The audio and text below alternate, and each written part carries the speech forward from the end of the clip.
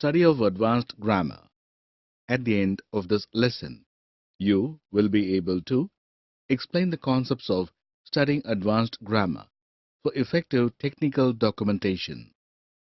Introduction to Advanced Grammar. You are familiar with English language for a long time. However, sometimes you might be struggling with mastering more advanced details of the English language. You know that English language you speak is reasonably good with basic grammar rules which you were taught in school.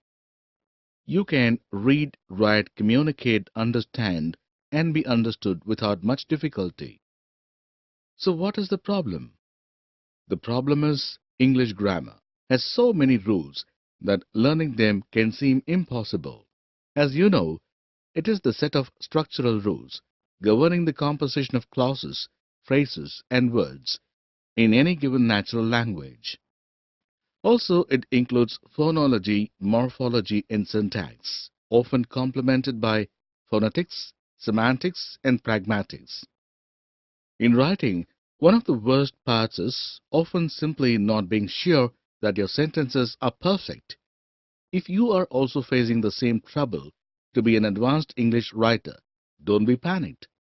At this point, you need advanced grammar practicing in writing. Thus, today you will be learning advanced grammar rules that are shown on the screen.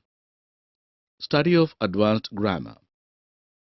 Although grammar is a set of rules, you're not necessarily memorizing them, but rather you could internalize them through understanding and practice so that you can produce correct sentences naturally and consistently. The basic requirement for a sentence to exist is that it should contain a subject and a verb.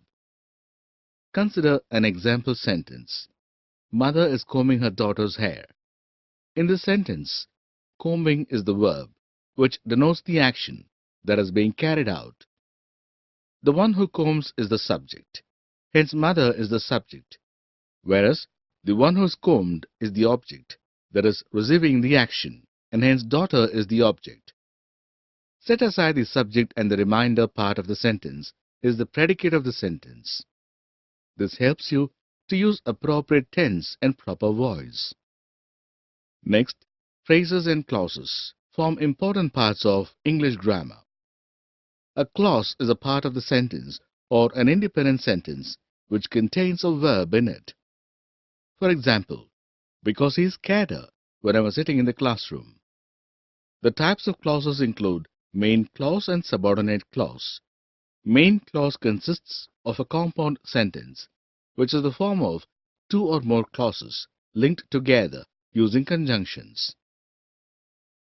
Subordinate clause can be further classified into conditional clause, which usually begins with if and unless, and relative clause, which is connected to the main clause with the words like with, that, whom, when, who, etc. A phrase is a small group of words that forms a meaningful unit within a clause.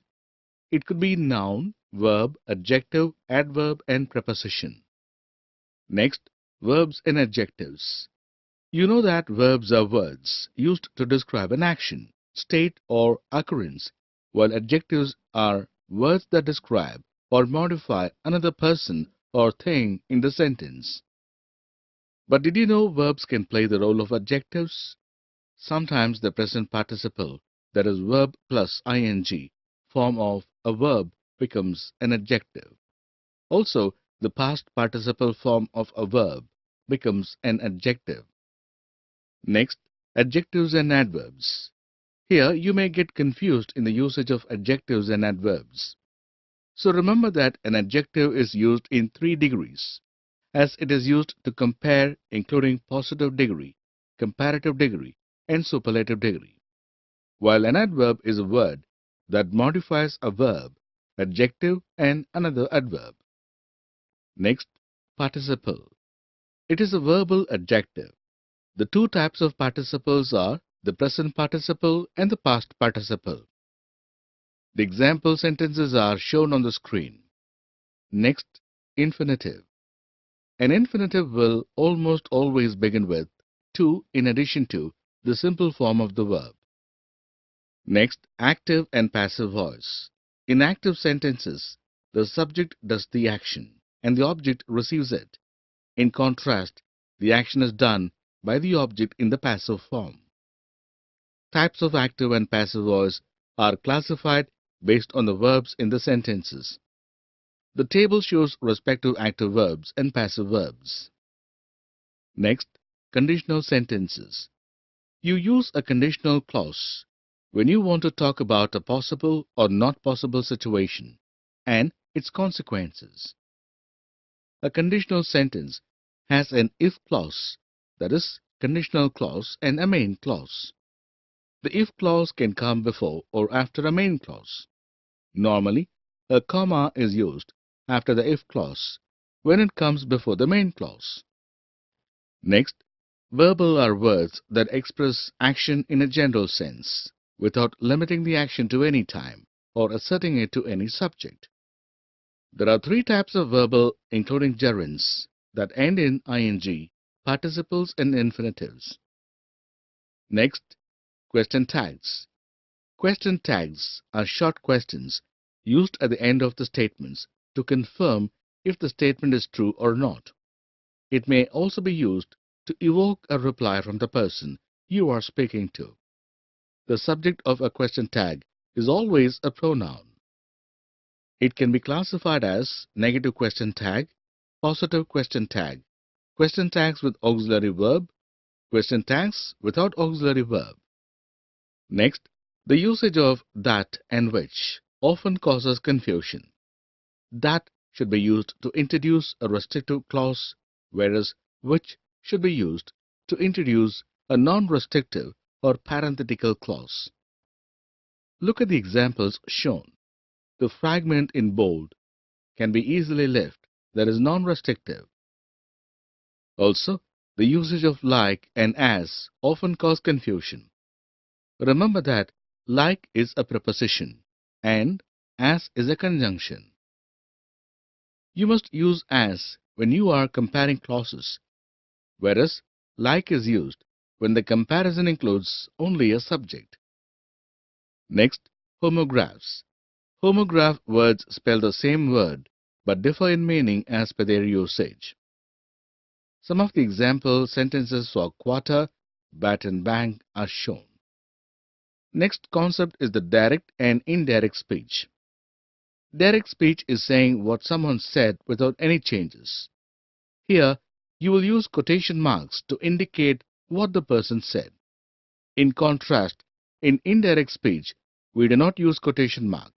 Instead, we use conjunction, that, and state the sentence by changing its tense.